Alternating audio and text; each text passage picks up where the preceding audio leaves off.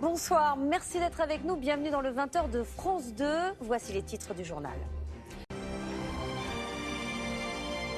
Un coup d'arrêt dans la course au vaccin contre le Covid. Le laboratoire britannique AstraZeneca, qui était le plus avancé dans cette course, a décidé de suspendre tous ses essais cliniques. Une maladie inexpliquée est apparue chez l'un de ses cobayes. Il va donc falloir vérifier si elle est liée au vaccin expérimental. Un coup dur alors que le monde, et en particulier les États-Unis, s'impatientent. Marie Justet, Frédéric Bonne. Le vaccin d'AstraZeneca est en phase 3 de son développement. Il est testé sur 30 000 personnes aux États-Unis. 4 autres laboratoires en sont au même point.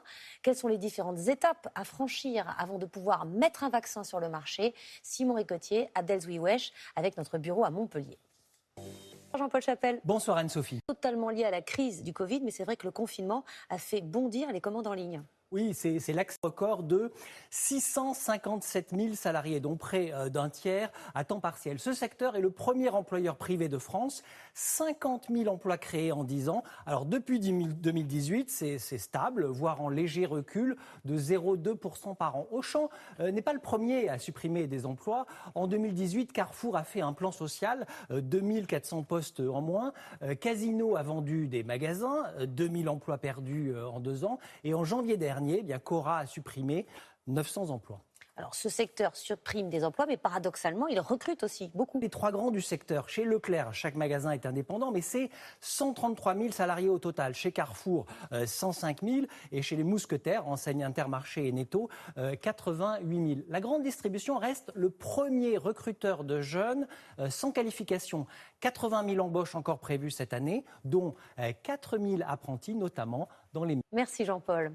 1 milliard d'euros de fraude aux prestations sociales en 2019. C'est le montant du préjudice pour la sécurité sociale et Pôle emploi. Mais c'est sans doute beaucoup plus en réalité, 14 voire 45 milliards. Impossible de savoir précisément pour la Cour des comptes comme pour les sénateurs, auteurs eux aussi d'un rapport. Quelles sont ces fraudes? Qui sont les fraudeurs? Christelle Méral et Régis Maté.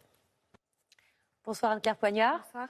Est-ce qu'on a une idée de l'ampleur des trafics de drogue aujourd'hui en France? Oui, absolument Anne-Sophie. C'est un trafic qui s'organise, regardez, autour de 4 produits stupéfiants. Le cannabis, c'est de loin la drogue la plus consommée en France, avec 1,5 million d'usagers réguliers. Vient ensuite la cocaïne, souvent importée d'Amérique latine et des Antilles, l'héroïne, et puis ce que l'on appelle les drogues de synthèse, souvent vendues sous forme de comprimés. Comme les voici, l'an dernier, 104 tonnes de cannabis ont été saisies sur le sol français. C'était 16 tonnes pour la cocaïne, 1 tonne pour l'héroïne et un peu plus d'1 tonne pour les drogues de synthèse. Et regardez cette image, 3 tonnes de cocaïne dissimulées dans des sacs de voyage. C'est la dernière saisie record à Marseille. On a fait le calcul.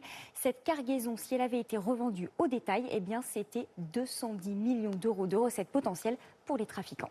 Quelle est la proportion des personnes détenues en prison pour cause de trafic de stupéfiants? Administration pénitentiaire, un peu plus de 10 000 personnes étaient détenues pour des infractions à la législation sur les stupéfiants. C'est 18% de la population carcérale en clair. Merci Anne-Claire. Un des suspects de l'attentat de la rue des Rosiers a été arrêté à l'étranger. Cet immense incendie dans le camp de migrants de Moria, sur l'île grecque de Lesbos. Toutes les tentes sont parties en fumée, mais les 12 000 occupants du camp ont pu être évacués sains et saufs. L'Allemagne appelle les pays de l'Union européenne à... Et c'est la fin de ce journal. Dans un instant, le journal météo de Chloé Navédian, suivi du feuilleton Un si grand soleil, puis un nouvel épisode de la série Alex Hugo avec Samuel Le Bihan. Demain, vous retrouverez Marie-Sophie Lacaro à 13h. Bonne soirée sur France 2. À demain.